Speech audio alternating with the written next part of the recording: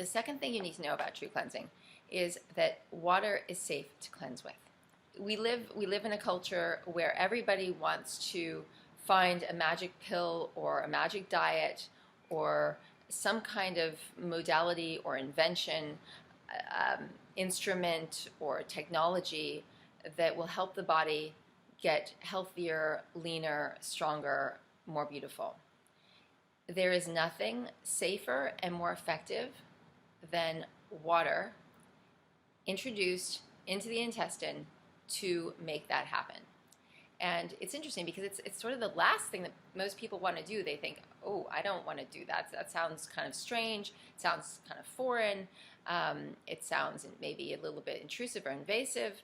But it's the simplest, safest thing you can possibly do. All you're doing is putting water in a place where water is most needed.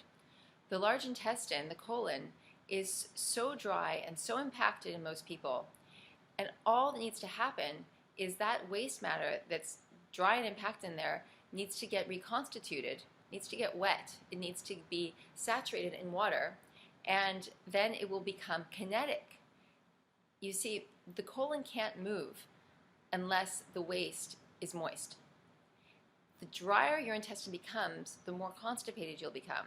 The less inclined waste will be to move through this organ that is supposed to remove waste. How can it do it if the organ itself, the tissues of the organ itself, are covered over in impacted waste matter? It can't. It's just water. Don't be afraid of it. It is the most effective thing you can do.